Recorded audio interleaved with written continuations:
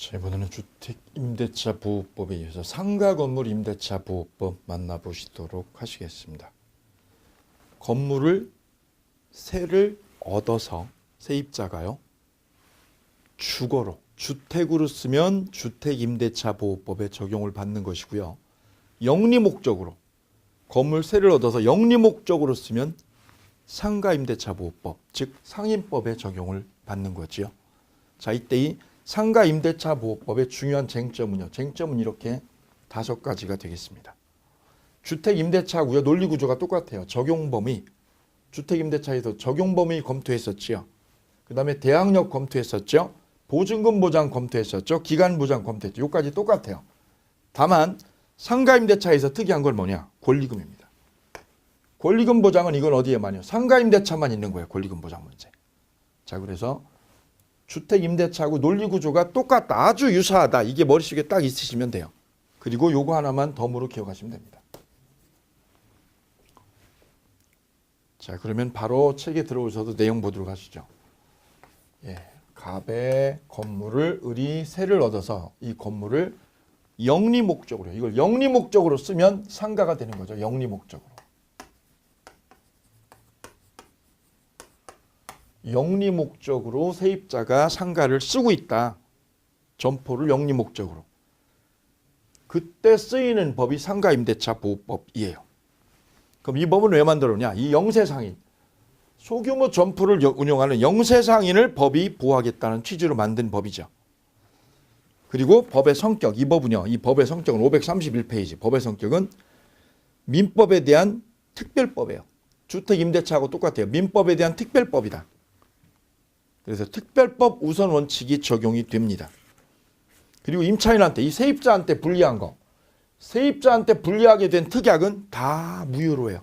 그래서 이것 또한 편면적 강행 규정이죠. 편면적 강행 규정. 세입자한테 뭐한 거? 불리한 거는 다 꽝이에요. 꽝. 자, 이제 거기서 보셔야 될 게요. 5가지. 먼저 첫 번째 적용 범위 먼저 보도록 하겠습니다. 적용 범위. 자, 이 법은요. 이 법은 상가 건물 임대차에 적용이 되죠. 상가 건물. 거기 동그라미야. 상가. 상가 건물이 무슨 뜻? 영리 목적. 상가 건물 위에다가요. 영리 목적으로 상가를 써야 되는 거예요. 그러면 이 법이 적용이 됩니다. 영리 목적일 때. 이때 이 건물이요. 이 건물이 영리 목적으로 쓰느냐 안 쓰느냐는 뭘로 결정하느냐? 실제 용도로요. 실제 용도로 결정합니다. 그죠? 예, 주임법하고 똑같아요. 실제 용도가 뭐냐? 예, 여기서 중요한 판례가 하나 있는데요. 밑에 쌍가루 1번에 사업자 등록이 가능한 상가 건물에만 임대차가 적용이 된다는 거죠. 사업자 등록이 가능한 거. 영리 목적으로 점포를 얻었다. 점포를요. 그리고 그 점포에다가 세입자가 뭘 해야 되느냐? 사업자 등록을 해야죠. 이걸 해야만 이 법에 적용을 받는다는 거. 사업자 등록의 별표. 주택임대차는 뭐를 했어요? 주민등록을 했고 상가 건물에서는 사업자 등록을 해요. 그래야 대항력이 생겨요. 대항력이. 자, 그래서 첫째 줄 읽어볼게요. 상가 건물 임대차 보호법이 적용되는 상가 건물 임대차는 사업자 등록의 대상이 되는 건물로서 사업자 등록이 꼭 돼야죠. 그 건물을 무슨 목적으로요? 영리 목적으로 하는 영업용으로 사용하는 임대차를 가리킵니다. 사업자 등록이 되어 있어야 되고 영업용으로. 그리고 이 상가 건물 임대차 보호법이 적용되는 상가 건물에 해당하는지는 공부상의 표시가 아니라 뭘로 판단해요? 실질적으로 판단한다. 별표. 여기서 2가지요. 사업자 등록의 동그라미. 그 다음에요. 실질적으로 판단한다. 이거. 영리 목적인이 아니라 이거는 실질적으로. 이때 단순히 상품의 보관, 제조, 가공 등 사실행위만 이루어지는 창고 등은 영업용이라고 할 수 없는 거예요. 왜요? 물건을 가서 싸두고 있다. 어떤 공장을 제 친구가 빌렸어요. 제 친구가 공장을 빌려가지고 옷을 싸두고만 있다. 원단을 거기다 싸두고 있다. 옷을 싸두고 있다. 옷을 만들기만 한다. 제조만 한다. 그 창고에서. 이거는 사실행위, 즉 보관이나 제조 같은 사실행위만 하고 있는 거예요. 이거는 영업용 건물로 볼 수 없는 거예요. 그런데 그곳에서 그러한 사실행위와 더불어서 영리 목적으로 하는 활동이 함께 이루어지면 거기 별표할까요? 물건을 제조만 하는 게 아니라 옷만 만드는 게 아니라 그 만든 옷을 어떻게 했다? 판매도 한다. 판매까지요. 제조 플러스 뭐까지요? 판매 활동을 하면 영리 활동을 하는 거예요. 그럼 그 창고는 상인법의 적용을 받는 창고예요. 그래서 그러한 사실행위와 더불어 여기부터 밑줄여 영리 목적 활동이 함께 이루어진다면 그 창고는 상인법의 적용 대상이 되는 상가가 되는 거예요. 그래서 공장에 있는 창고에 물건을 싸두기만 한 게 아니라 싸두고 뭐까지요? 팔았다. 폭탄 세일 그러고 도시에 길가에서 이걸 팔았다 옷을. 그럼 이거는 영리로 쓰는 창고가 맞습니다. 별표하시기 바랍니다. 다음 두 번째요. 환산 보증금액이요. 일정액 이하이어야만 이 상가 임대차가 적용이 돼요. 즉 서울 기준으로요. 보증금 액수가 4억. 4억을 초과하면 안 됩니다. 부산광역시는요. 2억 4천. 따라서 이 점포가 상가 임대차에 적용을 받으려면 첫째 사업자 등록이 돼야 된다. 두 번째는요. 보증금 액수 제한이 있어요. 보증금 액수가 제한이 있다. 서울 기준으로 4억 이하, 4억 이하. 이래야 이 점포는 상가 임대차에 적용을 받는 상가가 되는 거예요. 두 가지요. 사업자 등록했냐.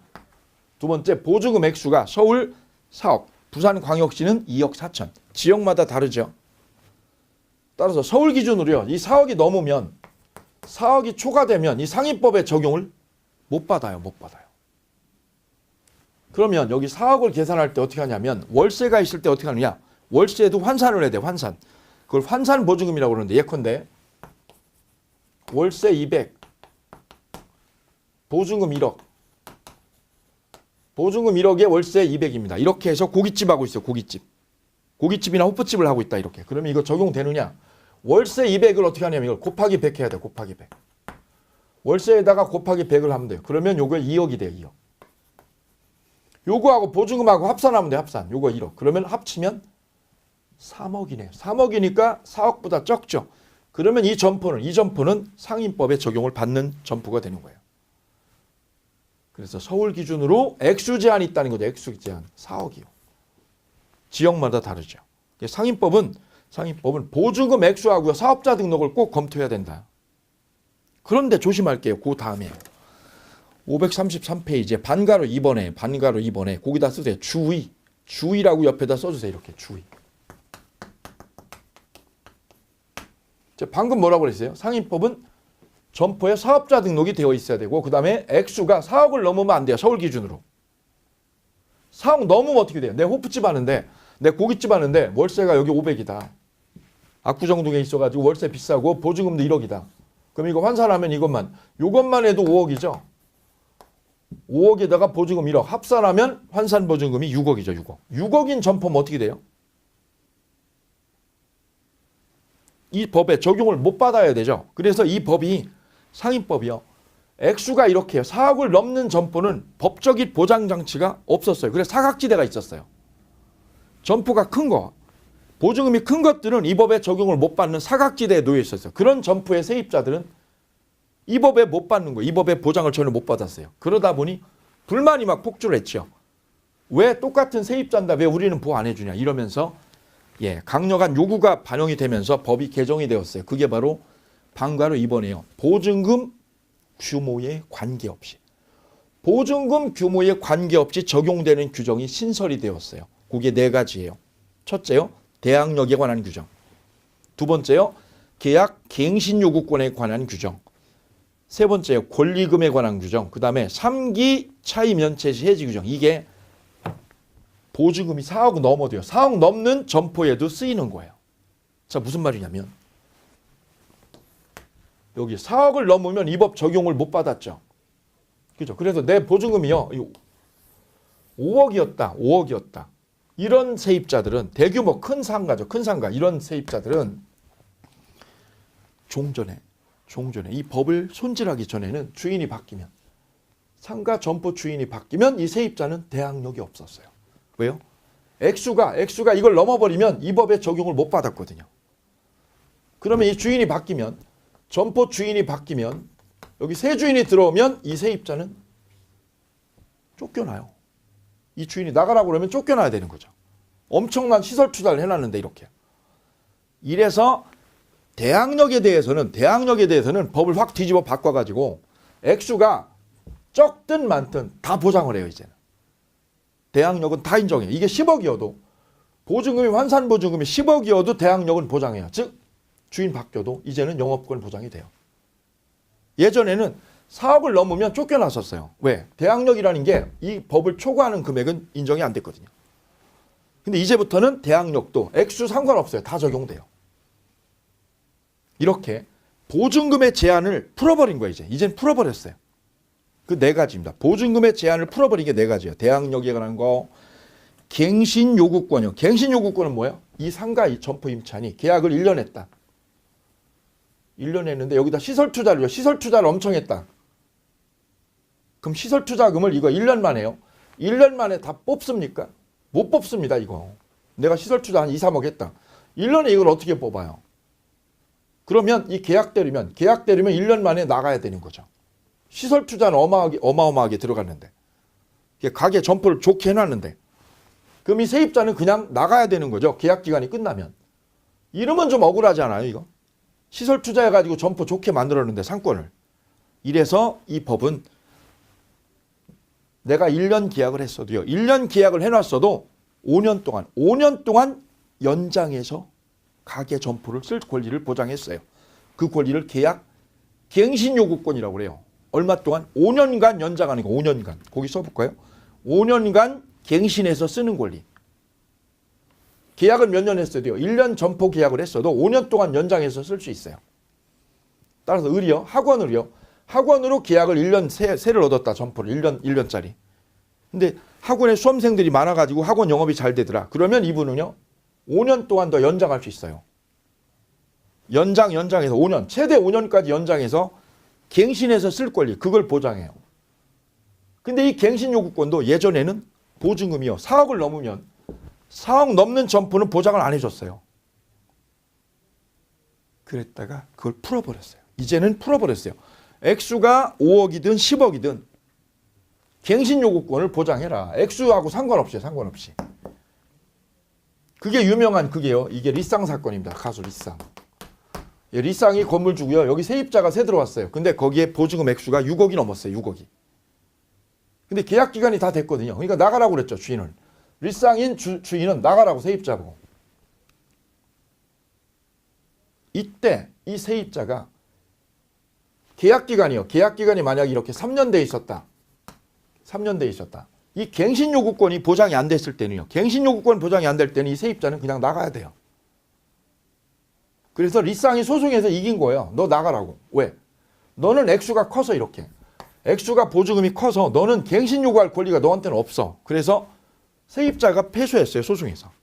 쫓겨나는 국면에 놓여져 있어요. 이러면서 이게 더 이슈화되었어요. 아니 똑같은 세입자인데 얘는 갱신 요구를 하고 얘는 못하고 왜 이러냐 이거죠. 그래서 그 금액을 없애버리고요. 이 사람도 다 갱신 요구권을 보장한 거예요. 그 제도가 이 부분입니다. 그래서 보증금의 제한을 지금 점점 풀어내고 있어요. 이 상위법이. 어쨌거나 상가 임대차에 아직도 보증금 제한이 있어요. 서울 기준으로 4억입니다. 그래서 두 가지의 요건 검토가 되셔야 됩니다. 사업자 등록이 됐냐 점포에. 그 다음에 보증금 액수가 서울 지역별로 차등되는 거예요. 이 보증금 액수를 넘었냐 안 넘었냐. 요거 두 가지를 꼭 검토해 줘야 된다는 거예요. 자, 그리고 02번에 동법의 적용 여부가 문제되는 경우 1번 미등기 전세. 미등기 전세는 쓰여요 안 쓰여요? 쓰여요. 미등기 전세 쓰입니다 이거. 그 다음 일시사용 임대차는 쓰여요? 안 쓰여요. 옆에다 써요. 적용 안 됨. 주택도 동일이요. 주택도 동일. 그 다음 법인이 세입자일 때, 법인이 임차일 때 쓰여요? 네, 법인은 사업자 등록을 할 수 있어요. 그래서 적용됨. 옆에다가요. 주택은 적용 안 됨. 주택임대차는 적용 안 돼요. 근데 상가임대차는 법인도 적용이 됩니다. 그 정도 보시면 되고요. 다음 대항력 보시죠. 대항력. 자, 이 세입자가 영리 목적으로요. 영리 목적으로 점포를 얻었다. 그래서 사업자 등록을 하고 지금 점포를 운영 중이다. 나 호프집을 한다. 아니면 김밥집을 한다. 치킨집을 한다. 이렇게. 이때 보증금 들어가죠. 그 다음 시설투자비 들어가죠. 그 시설투자비가 바로 권리금이죠. 권리금. 그 다음 기간 문제예요. 기간 문제. 이게 이 주인하고 세입자고 핵심 쟁점이죠. 쟁점. 보증금, 권리금, 시설투자비. 그 다음에 기간 문제. 이게 임차인한테 핵심적인 주제가 되는 것들이죠. 그 첫 번째인 대항력 보시겠습니다. 대항력은 임차인이 이걸 갖춰야죠. 사업자 등록을 하고 인도를 마치면 되어요. 주택에서는 주민등록과 인도, 상가에서는 사업자 등록과 인도. 자, 그래서 옆에다가요. 대항력 옆에다가 정리해 볼게요. 대항력 옆에다가 주택임대차에서는 뭘 갖췄어요? 주민등록과 인도. 상가에서는 뭐를 갖춰요? 사업자 등록이죠. 사업자 등록과 인도를 마치는 거죠. 그러면 대항력은 언제 생겨요? 이길 0시에 생겨요. 똑같습니다. 양쪽이 똑같아요. 이때 주민등록과 사업자 등록은 이 주민등록과 사업자 등록은 취득 요건이면서 존속 요건이다. 취득 요건이면서 무슨 요건이에요? 존속 요건이다. 존속 요건. 전출을 하거나 주민등록을 옮겨가거나 사업자 등록을 폐업을 하면 대항력은 사라져요. 왜요? 존속 요건이니까. 그래서 요거 하나 써주시면 됩니다. 메뉴에 대항력 위에다가 요거 하나 써주시면 돼요. 주택에서는 주민등록이, 상가에서는 사업자 등록이 요건이고요. 효력은 언제 생겨요? 이길 0시부터. 이길 0시부터 뭐가 생겨요? 대항력이 생긴다. 대항력이. 이때 이 주민등록과 인도는 취득 요건이면서 존속 요건이다. 그래서 전출하면 꽝, 폐업해도 꽝. 그럼 이 대항력을 갖추게 되면 누구한테요? 건물 양수인. 양수인이 누구죠? 세주인이죠. 세주인한테 보증금을 반환 청구할 수 있다. 세주인이 보증금을 어떻게 해요? 승계한다. 승계. 양수인이 보증금을 승계하게 돼 있죠. 보증금을 떠안고 산 거니까. 예, 요게 핵심이죠. 이게 대항력의 핵심. 자, 그럼 조문을 통해서 검토 들어가지요. 3조 대항력. 임대차는 그 등기가 없는 경우에도 임차인이 건물 인도와 부가가치세법, 소득세법, 법인세법에 따른 사업자 등록을 신청하면의 별표. 그 다음 날부터 제3자의 효력이 생기죠. 신청하면의 별표하고 밑에다 우리 시험에 뭐라고 나왔을까요? 국가고시에 사업자 등록증을 교부하면. 교부시라고 시험에 나왔어요. 그럼 틀리는 거예요. 따라서 등록증을 얘가 교부받은 날. 교부받아야 생기는 게 아니라 뭐하면? 신청하면 그 다음 날부터 생겨요. 따라서 등록증 찾아올 때가 아니에요. 등록증을 찾아올 때가 아니라 뭐 할 때요? 신청한 다음 날부터 대항력이 생긴다는 거 유념하셔야 돼요. 다음 두 번째 항은요. 건물 양수인, 양수인의 별표. 양수인은 누구예요? 세주인이죠. 세주인은 이 보증금을 승계한다. 임대인의 지위를 승계. 임대인의 지위 승계가 뭡니까? 보증금 승계. 오케이. 다음 우측에요. 대항력의 취득 시기 02번. 02번의 대항력 취득 시기. 언제 생겨요? 사업자 등록을 신청한 다음 날 동그라미. 다음 대항력 존속. 인도와 사업자 등록은 취득 요건이자 무슨 요건이에요? 존속 요건이다의 별표. 존속 요건의 별표합니다. 이게 존속 요건이다. 존속 요건. 그래서 뭐라고요? 전출하면 꽝, 폐업해도 꽝. 바로 밑에 쌍괄호 1번 임차인이 폐업한 경우 별표, 별 하나. 폐업을 하면 대항력 유지돼요? 꽝이에요? 대항력 꽝 사라집니다.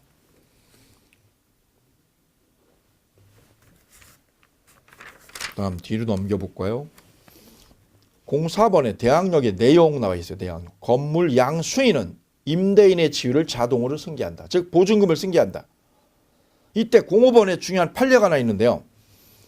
중요한 판례가 있는데 볼까요? 소유권 이전 청구권 보존을 위한 가등기가 격려된 후에 점포를 얻은 경우 위에다 써보세요. 뭐라고 쓰느냐면 이렇게 쓰시면 돼요. 가등기된 점포를 얻은 경우, 점포를 새 얻은 사건이에요. 어느 점포를 얻었어요? 이미 가등기가 된 거. 가등기가 된 점포를 새를 얻었어. 그럼 세입자, 사업자 등록이 빠른 거예요? 가등기가 빨라요? 가등기가 빠른 거죠, 앞에. 가등기 된 거를 새를 얻은 거지, 세입자가. 사업자 등록을 하고. 그럼 사업자 등록하기 전에 먼저 가등기 돼 있었죠? 그럼 가등기를 했다는 거는 누군가가 채권자가 받을 게 있다는 거죠, 돈 받을 게. 그럼 그 가등기 권리자가 나중에 뭐 하면? 본등기하면. 가등기 후에 뭐 한 거예요? 사업자 등록을 한 거죠.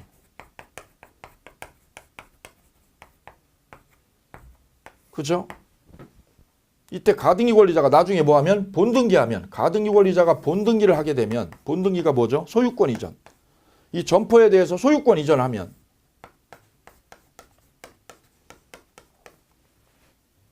이렇게 된 거죠. 여기에. 예. 이 상가에 대해서 이미 가등기를 누가 걸어놨다. 가등기 걸어놓은 거를 얘가 새를 얻었다. 그리고요. 가등기 권리자가 A예요. A. 얘는 사업자 등록을 한 거는 B. 그럼 이 A가 가등기 먼저 해놓고 나서 나중에 본등기를 소유권 이전했어요. 누구 앞으로? A 앞으로. A 앞으로 소유권 이전하면 이 사업자 등록을 한 세입자는 그 점포 운영해요? 못 해요? 쫓겨나요. 왜요? 가등기보다 늦게 들어와서 얘는 쫓겨나는 거죠. 그래서 이 사업자 등록을 하거나 세를 얻을 때 앞에 뭐가 있으면 가등기나 저당권이 있으면 가등기를 뭐라고 생각하면 돼요? 저당권이 있다고 생각하면 돼요. 저당권.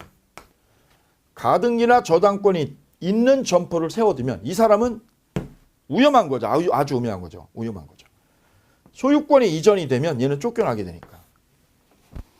그래서 가등기가 격려된 후에 대항력을 취득한 임차인으로서는 가등기에 기해서 뭐한 사람? 본등기 격려한 자에 대해서 임대차의 효력을 대항할 수가 없다. 즉 대항할 수 없다는 말은 무슨 말? 쫓겨난다. 그래서 가등기 된 거 세워두면 안 됩니다. 다음 보증금 회수 문제요. 자, 적용 범위에서는 우리가 사업자 등록하고요. 사업자 등록이 꼭 되어 있는지 보고 두 번째는 뭐가 있는지요? 보증금 액수죠. 액수 문제를 검토한다 이거죠. 일시사용 임대차는 적용하지 말아라. 일시사용 임대차는 적용 제외요. 다음 대항력 보장. 대항력은 뭘 맞추면 돼요? 사업자 등록과 인도를 맞추면 됩니다. 그죠? 예. 그러면 그날부터가 아니라 언제부터? 이길 0시부터. 이길 0시부터 대항력이 생기더라. 이게 대항력 문제.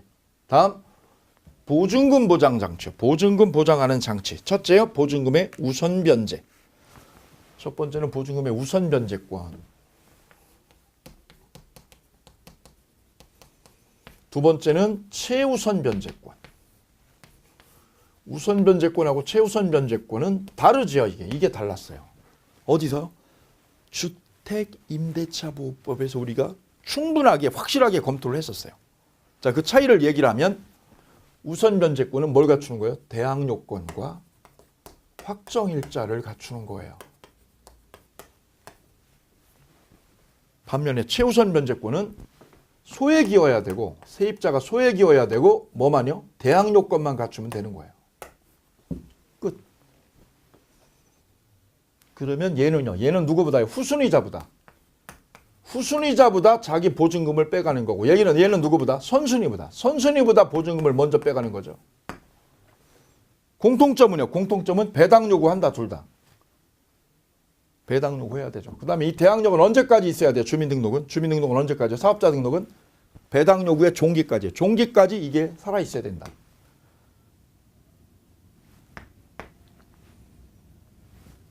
자, 그러면 이제 책으로 들어오셔도 바로 검토할게요. 책에다가. 주임법이 정리가 되면 상임법은 아주 쉽게 갈 수 있어요. 자, 우선 변제 5조. 3조 1항에 대항요건을 갖추고 확정일자를 받은 임차인. 대항요건에 동그라미 확정일자의 별표. 확정일자가 꼭 들어가야죠. 민사집행법에 따른 경매나 공매 시 임차 건물 옆에 뭐라고 돼 있어요? 대지 포함한다 별표. 대지 포함이 뭐야? 땅값에서도 우선 변제 받는다. 누구보다? 후순위 권리자보다.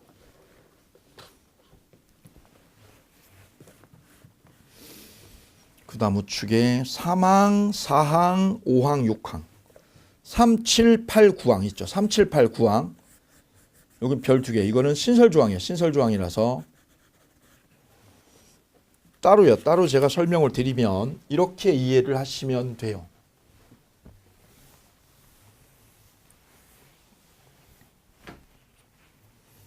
거기다가 그림을 하나 이렇게 잘 천천히 하나 그려 넣어 주실까요?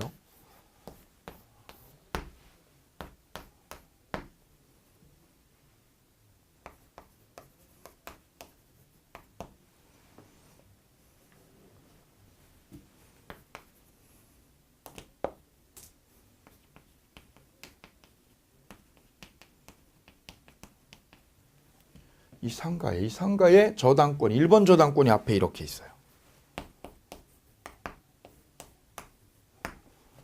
1번 저당권이 이렇게 설정되어 있습니다. 이 설정된 점포를 임차인이 세를 얻었어요. 여기 호프집 하려고.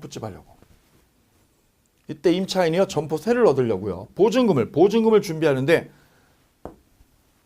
보증금이 모자라는 거예요. 전세 보증금이 모자라요.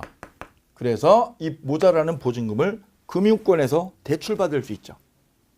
전세 보증금 대출받을 수 있죠. 그래 대출을 받아가지고 이 전세 계약을 저 상가 점포 주인하고 계약을 맺었어요.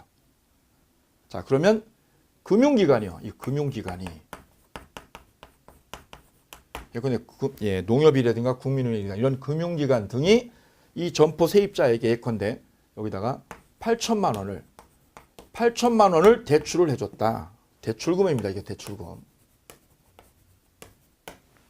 이렇게 대출을 해주게 되면 금융기관은 이 보증금에 대한 담보요. 안전장치가 있어야 되죠. 안전장치가.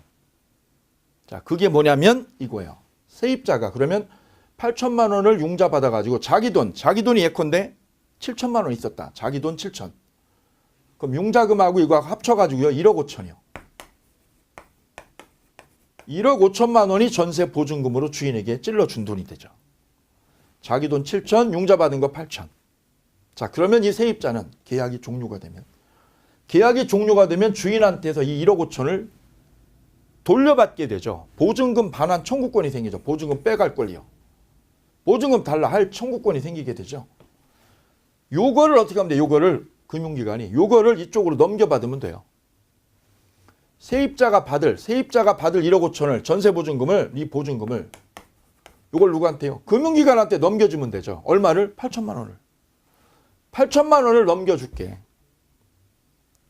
그거를 주인한테 연락을 하면 되죠. 주인한테. 그래서 계약 끝나면 임차인한테 주지 말고 8천만 원은 누구한테요? 은행, 금융기관한테 넘겨주기로 이렇게 계약을 하는 거죠. 그러면 금융기관은 8천만 원에 대한 담보가 된 거죠. 여기서. 이거를 뭐라고 하느냐. 임차인은 보증금 1억 5천에 대해서 임차인은 확정일자, 대항요건하고 확정일자를 받으면 이 집이 이 상가가 경매가 돼도 얘는 뭐 할 수 있어요? 만약에 여기에 C라고 하는 2번 저당권이 있었다. 이 저당권보다 얘가 이거 대항요건하고 확정일자 받아두면 얘가 1억 5천을 먼저 빼가죠. 후순위자보다 먼저 빼갈 수 있잖아. 우선 변제권이. 근데 빼가지고 얘가 도망가 버리면 이 대출해준 금융기관은 이 8천만 원 회수를 못 하되죠. 그래서 금융기관하고 이 임차인하고 계약을 하는 거예요. 뭐라고요? 8천만 원을 얘가 받을 돈 8천만 원을 누구한테요? 금융기관한테 뭐 하기로요? 양도하기로 한다. 8천만 원을 넘겨주기로 여기하고 계약을 하는 거죠. 그러면 누가 받을 걸요? 세입자가 받을 우선 변제권을 누가요? 금융기관이 승계한 거예요. 금융기관이 뭐 했다? 이 우선 변제권을 승계했다. 원래 우선 변제권이라는 거는 누구한테 있는 거예요? 세입자한테 있는 거예요. 세입자가 받아야 될 돈을 누가요? 금융기관한테 넘겨줬다 이거죠. 이걸 양도했다고 그래요. 8천만 원을 양도했다 이거죠. 양도하는 계약을 하는 거죠. 요걸 일로 넘겨주면 금융기관이 우선 변제권을, 세입자가 받을 우선 변제권을 어떻게 하게 돼요? 금융기관이 승계받게 됩니다. 승계를. 이거를 뭐라고 그래요? 우선 변제권의 승계제도라고 그래요. 승계제도. 이게 만들어진 거는요, 이 전세자금 대출을 활성화하려고 만드는 거예요. 이 승계를 인정 안 하면, 이 금융기관한테 이거 승계를 인정 안 하면 대출 안 해주겠죠. 그래서 이 전세자금 대출을 활성화하려고 우선 변제권, 세입자가 받을 우선 변제권을 금융기관이 승계받도록 법의 특례를 만드는 게 이거예요. 근데 이 우선 변제권을 금융기관이 받기로 했어도 이 세입자가요, 세입자가 폐업을 해버리면 어떻게 돼요? 대항력이 없어지잖아요. 그 우선 변제 못 받잖아요. 그럼 여기에 중요한 맹점이 있어요. 얘가 폐업을 해버리고 가게를 접어버리면, 점포를 접어버리면 금융기관은 이거 8천만 원 털리게 되죠. 그래서 여기다 어떻게 했냐면, 얘가 폐업을 해버리면 대항력이 사라지죠. 주택에서는 전출해버리면, 상가에서는 폐업을 해버리면 대항력이 꽝이 되죠. 이게 꽝. 그 대안이 뭐냐? 대안이. 금융기관이 여기다가 임차권 등기를 대신 여기다 꽂아두는 거예요. 금융기관이 어떻게 하는 거냐? 여기다가 임차권 등기 명령을 여기다 박아둔다.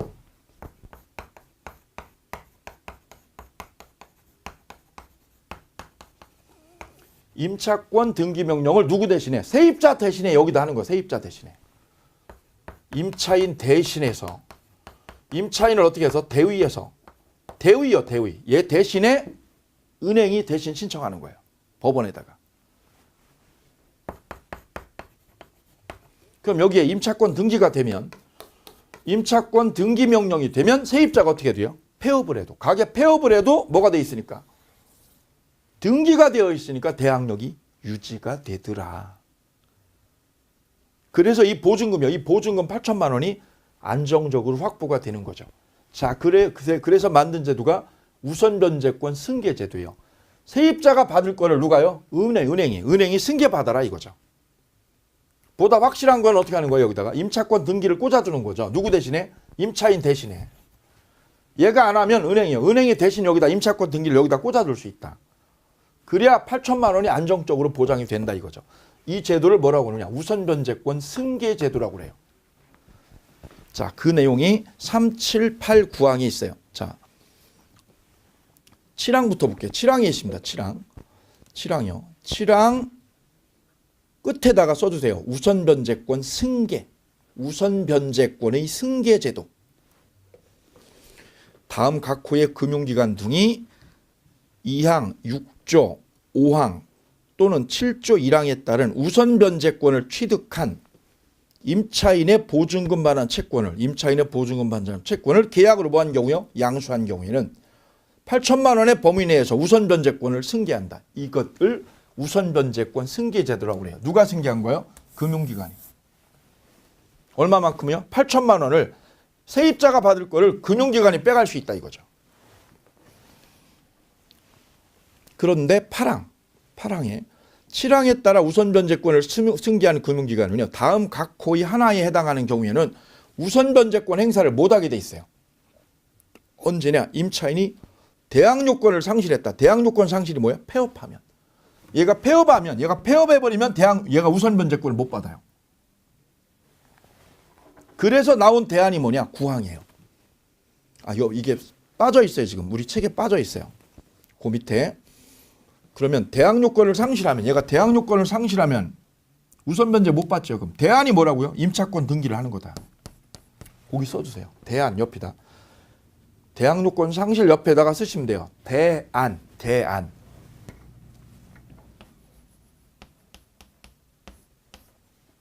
임차권 등기 명령을 어떻게 한다? 대위에서 신청한다. 세입자를 대신해서 임차권 등기 명령을 여기다가 꽂아두는 거예요.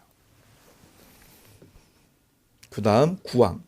금융기관은 우선 변제권을 행사하기 위해서 임차인을 대리하거나 대위하여 해지는 할 수 없습니다. 별 3개요.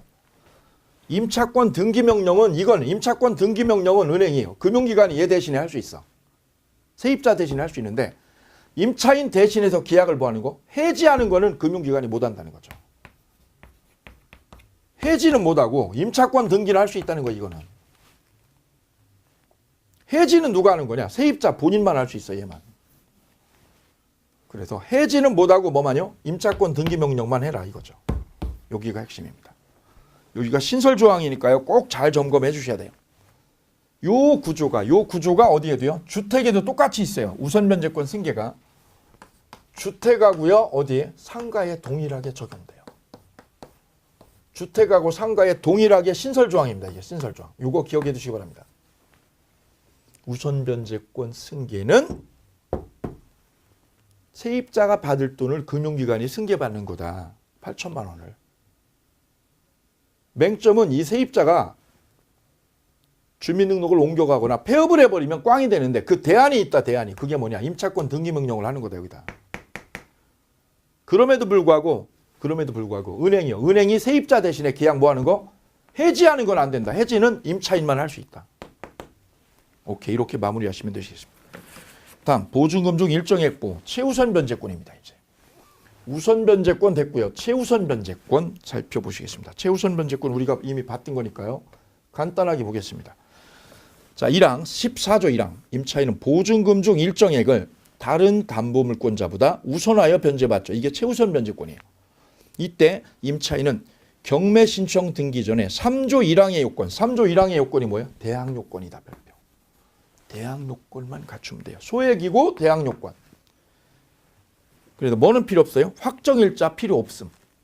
확정일자 필요 없음. 다음 3항. 1항에 따라 우선 변제를 받을 임차인 및 보증금 중 일정액의 범위와 기준은 2분의 1 범위의 별표. 2분의 1이 마지노선이다 이거죠. 2분의 1 마지노선 안에서 결정된다. 주택하고 동일하게 2분의 1 별표. 그 다음 시행령 6조 우선 변제를 받을 임차인의 범위는 서울특별시는 얼마요? 6,500이에요. 6,500. 광역시는 3,800. 그러면 시행령 7조요.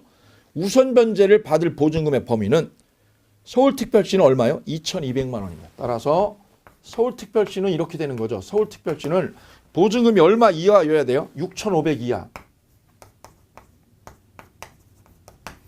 6,500 이하면 얼마까지요? 얼마까지 최우선 변제를 빼줘요?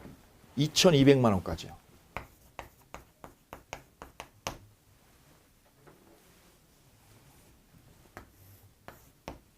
상가죠.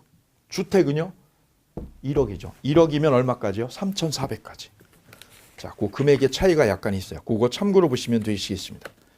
다음 존속기간 문제. 기간보장 문제 보시죠. 기간보장. 기간보장 538페이지. 자, 먼저 구조. 538페이지 구조. 최단기 보장. 기간을 정하지 아니하거나 1년 미만으로 정한대요. 1년 미만으로 정한 임대차는 몇 년으로 본다? 1년으로 본다. 별표. 별표하고 밑에다가요. 주택임대차는 2년으로 본다. 2년. 상가는 1년이고요. 주택은 2년. 다만 임차인만 별표. 임차인의 삼각형. 임차인은 1년 미만으로 정한 기간이 유효함을 주장할 수 있다. 누구만? 임차인만 1년보다 짧은 기간 주장할 수 있다. 다음 2항. 임대차가 끝났어도요. 보증금을 받을 때까지는 끝난 게 아닙니다. 존속하는 거로 본다. 다음 02번 계약 갱신요구권 별 3개요. 갱신요구권 별 3개. 자, 상가임대차에서 제일 중요한 거는 이거예요. 제일 중요한 거 꼽아라 그러면 여기요. 갱신요구권하고요. 권리금 문제입니다. 이게 신설조항이죠. 내용이 많아서 이거는 심화학습이에요. 심화학습에서 따로 검토를 하도록 하고요. 이번에 이 갱신요구권 이것까지만 짚어보도록 하겠습니다. 여기는 심화학습에서 따로 만나보시도록 하시죠. 자, 먼저 갱신요구권. 이걸 왜 인정했느냐? 갱신요구권은 상가 같은 경우에는 이렇게 상가는 세를 얻으면 시설 투자금이 들어가요. 보증금 들어가고 보증금만 들어가는 게 아니라 뭐가 들어가? 시설 투자가 들어가. 시설 투자가. 고깃집을 한다 그러면 고깃집에 맞는 인테리어가 돈이 꽤 들어가죠. 적지 않은 규모로. 예컨대 시설 투자금을 내가 여기다 2억을 투자했다. 2억을. 그러면 2억이라는 금액을 내가 단기에 이걸 뽑아 먹을 수 있느냐? 뽑아낼 수 있느냐? 못 뽑아내죠. 점포 임차인이요. 근데 계약기간이요. 만약에 계약기간이 이게 2년, 예컨대 계약기간이 2년이었다 쳐볼게. 2년이었다. 그럼 2년 만에 2억을 뽑아야 되는데 이게 쉽지 않은 거잖아요. 그래서 이 점포 임차인이 투자한 이 시설 투자비를 회수할 기회하고 시간을 보장하려고 만든 게 바로 계약 갱신 요구권이에요. 이 점포 세입자가 이 주인한테 2년 계약을 했어도요. 2년 계약했어도 최대 몇 년까지요? 최대 5년까지요. 최대 5년까지 뭘 할 수 있냐면 갱신해서 계속 연장할 수 있어요. 갱신하자. 몇 년까지요? 최대 5년까지요. 5년까지 연장할 수 있으니까 지금 2년 계약했으니까요. 앞으로 남은 거 3년 더 연장할 수 있다. 이 권리를 뭐라고 그러냐? 계약 갱신 요구권이라고 그래. 갱신 요구.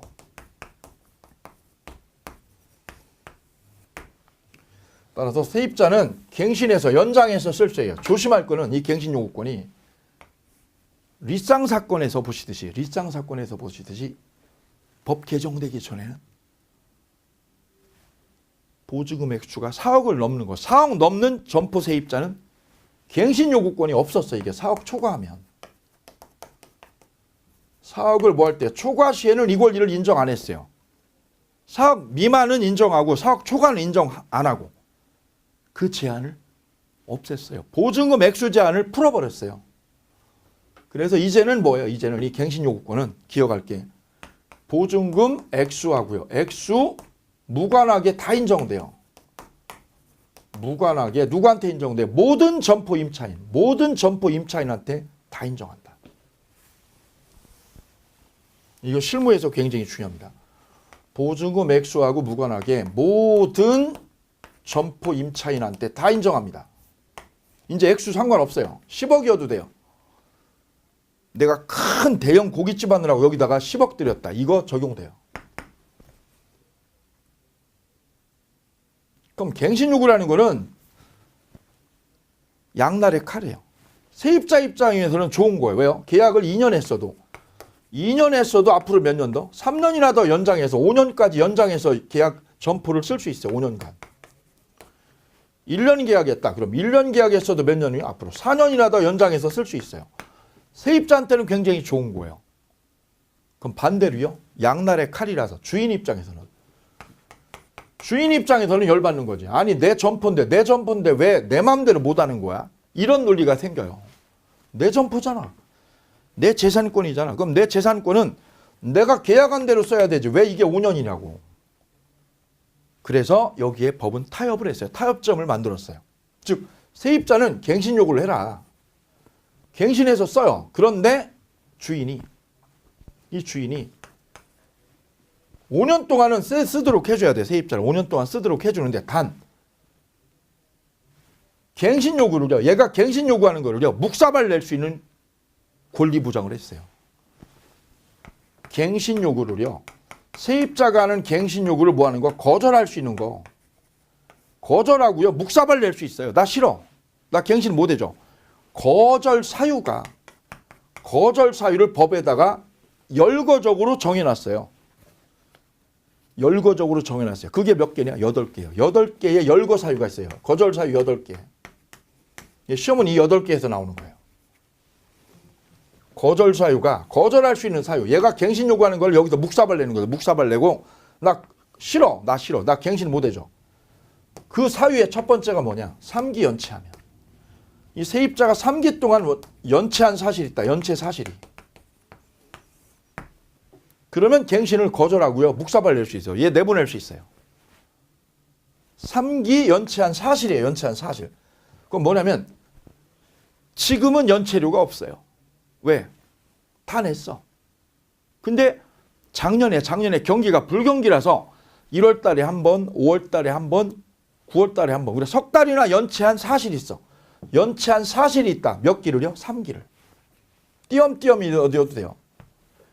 지금은 연체를 안 했지만 옛날에 연체한 사실이 있다. 과거에. 그러면 이게 갱신 거절 사유가 돼요. 자, 그게 책에 쭉 나열이 돼 있어요. 자, 책 보실게요. 539페이지요. 맨 위에. 임차인이 몇 개요? 3기의 차임액에 해당하는 금액이 이르도록 차임을 뭐한 사실? 연체한 사실의 빗줄이에요. 연체한 사실. 몇 개요? 3기입니다. 별표. 2기가 아니라 3기. 두 번째는요. 임차인이 거짓 그 밖에 무슨 방법? 부정한 방법으로 임차한 경우요. 부정한 방법의 빗줄이요. 이 세입자가 노래방이요. 노래방으로 쓴다고 그래놓고 어느 날 주인이 가보니까 가게 가보니까 웬걸 퇴폐 영업을 하고 있더라 이거죠. 퇴폐 영업. 그러면 얘가 부정한 방법으로 빌린 거죠. 그러면 주인이 거절할 수 있어요. 이게 이명박 대통령 사건이에요. 이명박 대통령이 대통령 재임 시절에 건물을 세를 주었어요. 노래방으로 알고. 근데 가보니까 이상한 술집 하더라 이거죠. 그러면 갱신 거절 사유가 돼요. 그 다음 세 번째요. 서로 합의하여 발표. 합의하여 상당한 보상을 제공한 경우. 합의죠. 합의. 시험 잘 나오는 게 이거예요. 합의하에 뭐를 줬어요? 보상을 한 경우에 합의 보상. 현실은 이게 거의 불가능해요. 왜요? 이쪽에서 요구하는 거는 10억인데 여기서 주인이 주는 거는 한 5천이죠. 합의가 안 되거든요. 합의하에 뭐 한 경우요? 보상을 해줬다. 그 다음 네 번째 임차인이 임대인의 동의 얻었어요? 동의 없이요? 동의 없이 전대한 경우. 동의 없이의 별표. 동의 없이 이 점포를 어떻게 했어요? 자기 멋대로 딴 사람한테 전대를 했어요. 그럼 주인 입장에서 기분 굉장히 나쁜 거죠. 왜? 내 가게를 내 허락 없이 전대했냐 이거죠. 그러면 거절할 수 있어요. 동의 없이 전대. 하고 쓰세요. 옆에다가 무단전대라고 해요.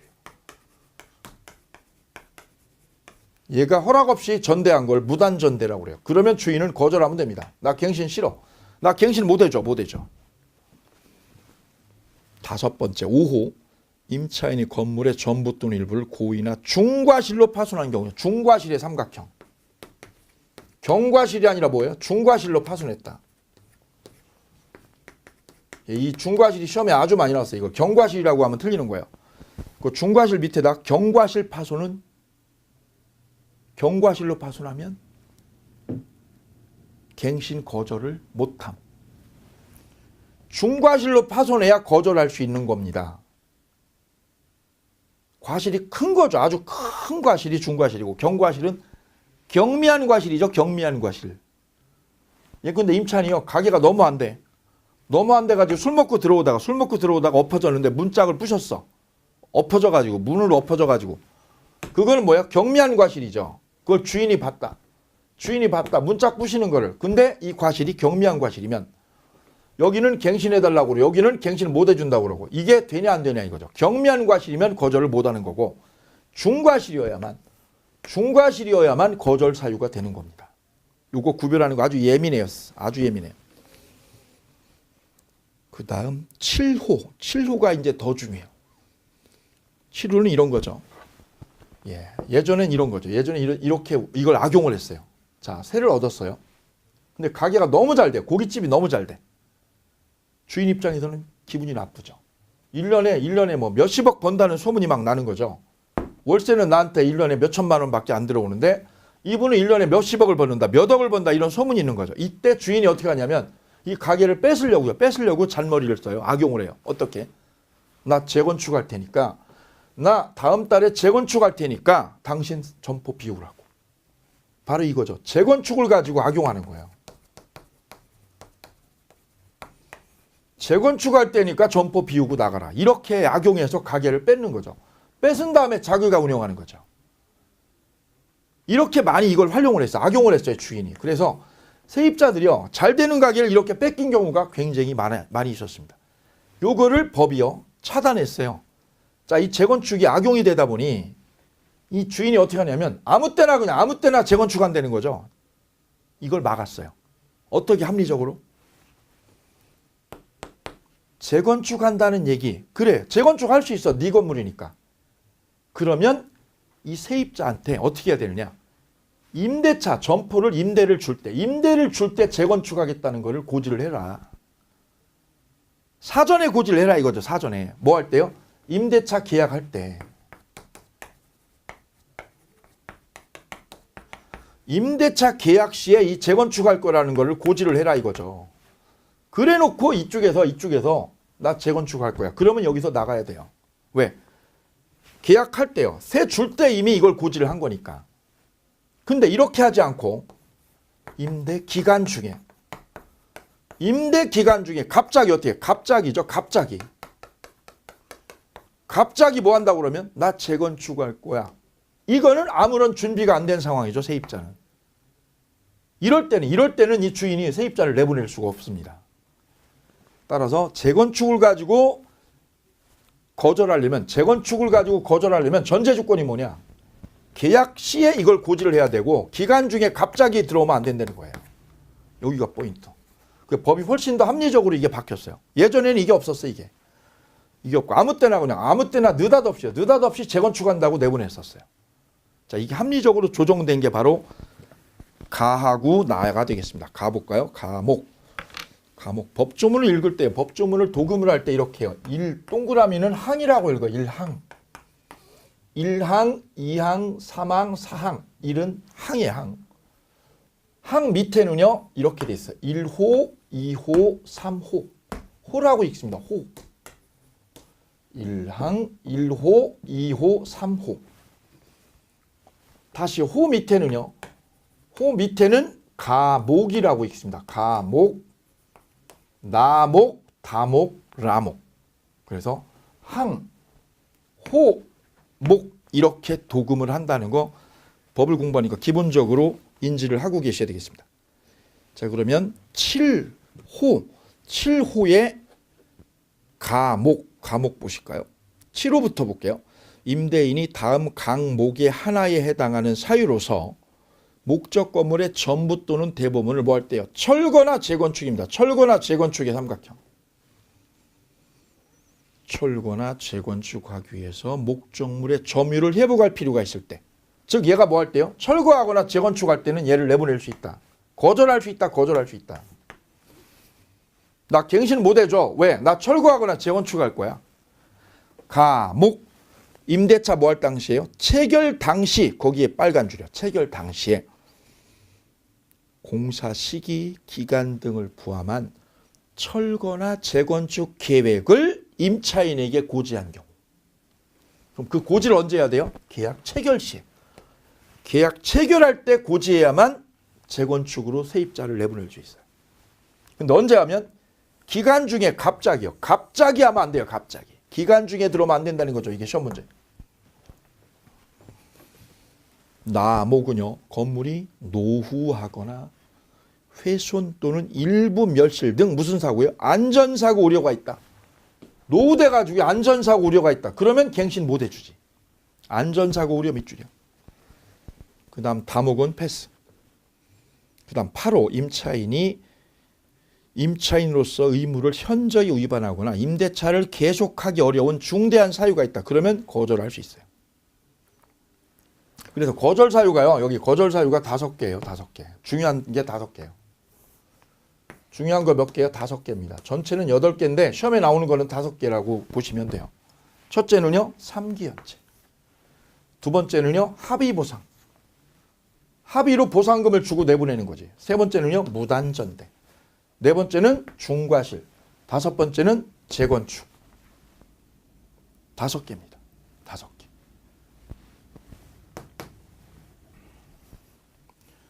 여기다 동그라미 하시고 정리를 한번 해볼게요.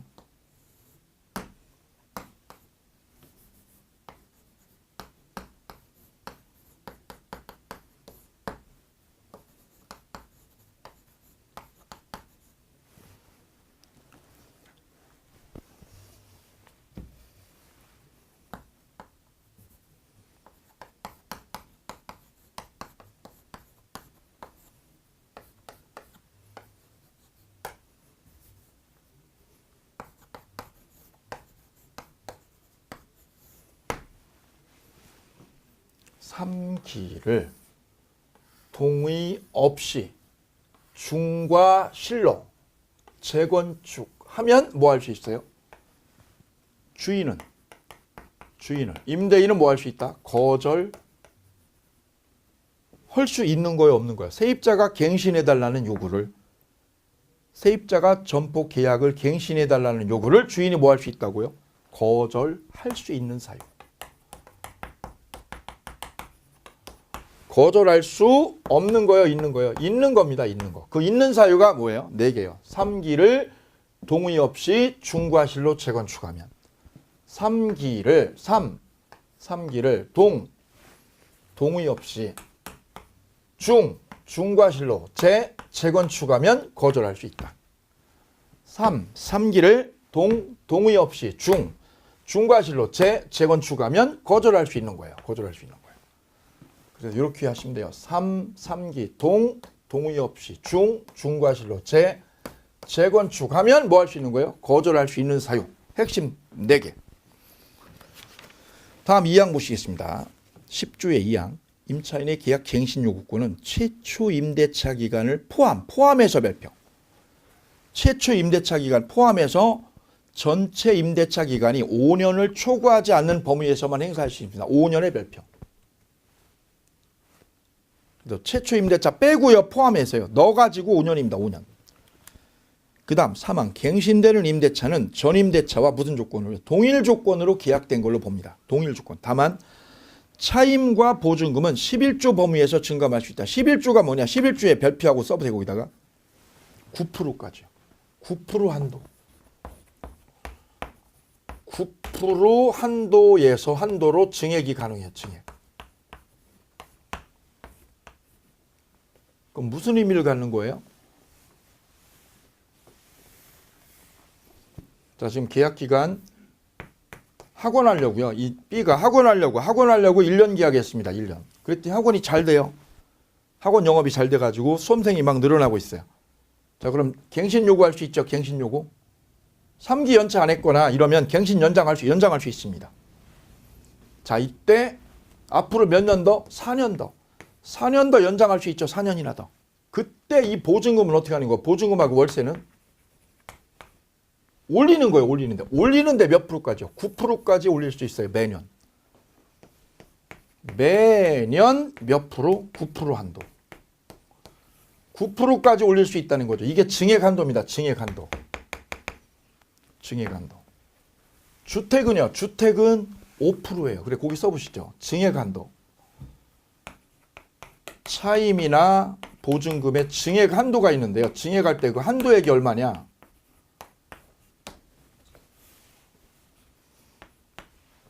상가는요. 상가 임대차에서는 증액 한도가 몇 프로? 9%입니다. 9%까지 증액할 수 있어요. 근데 주택이나요? 주택 임대차는 9%가 아니라 5%라는 점. 5%까지만 증액이 돼요. 그 다음 전세권. 우리가 공부했던 물권법에 있는 전세권에서도 5%예요. 그래서 상가만 여기는 상가만 9% 한도까지 증액할 수 있어요. 월세를. 예, 이거 기억하시면 되시겠습니다. 자, 그리고 뒤로 넘기면 묵시적 갱신 나오죠. 묵시적 갱신은 거기다 써보세요. 주임법하고 동일해요. 주임법하고 동일. 즉 1년 계약이 끝났다. 끝날 때까지 연락이 없다. 한 달 전까지요. 기간 만료시까지 아무리 연락이 없다. 한 달 전에. 한 달 전까지 연락이 없으면 이 계약은 어떻게 돼요? 자동으로 연장이 되죠. 자동 연장. 이게 주택은 몇 년으로 돼요? 주택은 2년으로요. 주택은 2년으로 연장되고 이게 상가는 몇 년으로요? 1년으로요. 1년으로 자동 갱신됩니다. 자동 갱신. 이때 이 기간 동안 해지하는 거는 해지하는 건 누구만? 임차인만 해지권이 보장이 된다. 거기다 쓰시면 되죠. 해지권은 누구한테만? 임차인만 있다. 임차인만 보장됨.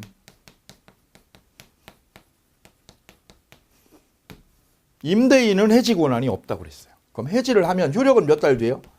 3개월 뒤에 계약은 종료가 된다.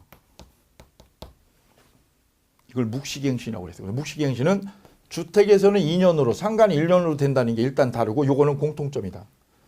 임차인만 해지하고 3개월 뒤에 종료된다는 거는 주택하고 상가 똑같습니다. 요 계약 기간만 약간 다르다는 점. 이렇게 보시고요. 그 다음에 541페이지에 03번 우측 하단에 보시면 임차인이 차임 연체액이 몇 개요? 3기에 달할 때는 임대인은 계약 해지해서 내쫓을 수 있어요. 3기입니다. 별표. 이게 중요한 거는 민법상 임대차는요. 민법상 임대차는 몇 기요? 2기 연체입니다. 2기. 월세를 2달 밀리면 내보낼 수 있어요. 근데 상가 임대차는 2기가 아니라 몇 기냐? 3기입니다. 3기를 연체해야 내쫓을 수 있어요. 이게 신설조항. 자, 그거 구별을 꼭 해두시고요. 남아있는 게 이제 권리금 보장 문제입니다. 이거는 심학습에서 따로 소개를 드리도록 하고 여기까지 해서 상가임대차 기본 강의를 모두 마칠까 합니다. 자, 전체적인 그림 보고 마치겠습니다. 적용 범위에서는 상임법은 사업자 등록과 액수 제한이 있다. 서울 기준으로 4억 넘으면 안 되더라. 근데 갱신요구라든가 권리금은요. 갱신요구라든가 이런 권리금 같은 거는 액수 제한이 없다. 일시사용 임대차는 적용 안 하더라. 두 번째요. 대항력은 뭘 갖춰요? 사업자 등록과 인도를 마치면 이 길부터 생긴다. 주택에서는 주민등록, 상가는 사업자 등록이죠. 그다음 보증금 보장에서는 우선 변제권이 있고 최우선 변제권이 있죠. 우선 변제권은 확정일자가 들어가는 거 똑같아요. 그다음 최우선 변제권은 대항 요건만 갖추면 되고 확정일자 필요 없죠, 이거. 주임법하고 논리구조 똑같습니다. 임차권 등기명령 똑같이 있어요. 여기도 임차권 등기명령 있어요. 이사 갈 때는요. 점포를 이사 갈 때는 어떻게 한다? 임차권 등기하고 간다. 그래야 대항력 유지가 된다. 그 다음 기간의 정함이 없거나 1년 미만일 때 1년 미만일 때는 몇 년? 1년으로 본다. 그 다음 갱신요구권. 상가임대차에서 제일 중요한 핵심은 이 갱신요구권이죠. 갱신요구권을 세입자한테 보장한 거야. 이거 갱신요구권. 최대 몇 년 동안? 5년까지. 5년까지 보장하는데 이걸 주인이 뭐 할 수 있어요? 거절할 수 있어. 묵사발 내고. 묵사발 내고 거절할 수 있는 게 몇 개예요? 여기 있어요. 중요한 거 4개요. 3기를 동의 없이 중과실로 재건축하면 거절할 수 있다. 남아있는 게 권리금에 관한 논의가 되겠습니다. 이 부분 차후에 보도록 하죠. 오늘 여기까지입니다.